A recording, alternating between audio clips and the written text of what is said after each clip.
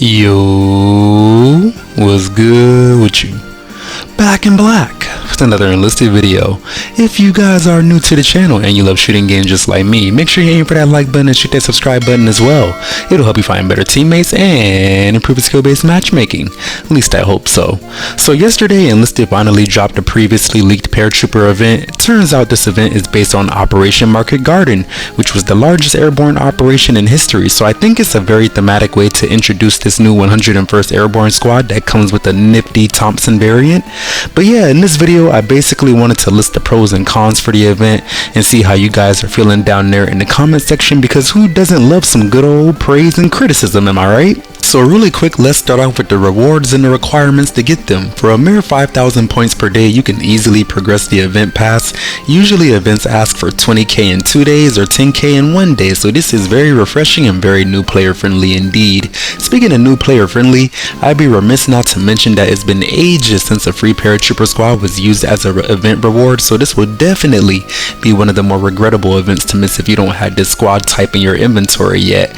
I already mentioned them a little bit earlier, but the new 101st Airborne Squad is slotted at BR3 and comes with a dual magazine Thompson variant that has quite a bit of recoil in my humble opinion. But I mean, it does kinda make sense given that there's no stock on the weapon. I will say I do appreciate the very unique iron sight when you actually aim. The side picture on this Thompson is actually very reminiscent of any other World War II shooting game of the past, so I gotta say that's actually pretty cool to see in comparison to the other ones that are already in the game. Just gotta have some really good active recoil control to see success with this thing, I reckon. The other main reward for this event is going to be a more tame and regulated version of the MKB-42 assault rifle, and that may sound crazy to some that it's also slotted in BR3, but that's actually the main appeal of the weapon, considering that you don't typically see assault rifle adjacent weapons until BR5. The balancing factor is that you gotta be really tactful about when you pull the trigger or reload to get the most out of this rifle due to the 15 round magazine, but it does have very high damage and almost non-existent recoil from my brief testing at the range, so those are some nice things to note about the weapon despite what negative feelings you may have at a glance. Only other rewards for this event is going to be some portraits which may or may not have been made by AI or generated by AI, but that's a whole other conversation that I won't necessarily get into in this video. I have seen some pretty convincing arguments on Reddit that would suggest that the American portrait is indeed made by AI, but neither of them really interest me generally speaking. I just want to get that black medic portrait, and I'm not going to equip a portrait until I do get it, so I'm probably going to be gambling in that silver box for a good amount of time until I actually do get it, but neither here nor there. There is also an event booster that you can buy for 900 gold, but honestly, at a minimum requirement of 5,000 score per day, which is the lightest requirement that I've seen from Enlisted, I have to say personally I don't think it's worth it unless you really want that Screaming Eagle nickname decorator. To transition and talk about the gameplay of the event, I want to give the event designer some major credit for working with what he's given to make the event as thematic as possible. The fact that the entire Western Allied team can spawn in planes and drop anywhere on the playable map to capture the bridges, which again is very on point thematically as far as Market Garden is concerned, impresses me a lot. The skybox being filled with flags and planes brings me great joy, and I wish this type of effort was presented in all events from the past when they actually had more people working on the game. In my older videos I would often say things like, I wish the D-Day map was a little more thematic with us starting in boats or something of that nature when we actually landed on the beaches, so this is a great way to pick up the slack in my humble opinion. What I don't like, or what I can list as a con, is the fact that we didn't necessarily get a new map based in the Netherlands for this operation for which the event actually took place, and that is kind of a bummer. The rewards are cool, but if the events had new maps introduced along with them that actually corresponded with the real life events being featured in said event, it would actually make the game a lot better overall. I feel like I just said event like 10 times right there. But anyways, the last thing that I wanted to mention is how the event actually plays, as we are looking at a custom game mode where you have to capture or defend bridges on the Omer map pending on your your team. Well, I wouldn't really say it's too custom. It's basically like playing Assault but only at one section of the map. I played 5 games so far and I've only gotten a German team one time, which I can say in my gameplay experience it was immensely easier that one time that I did end up playing on the German team. This isn't a every time thing, but if the German team is competent, playing as the Allies is probably going to be hard fought more often than not if your team isn't organized or telepathically in sync, or if you're playing in a party.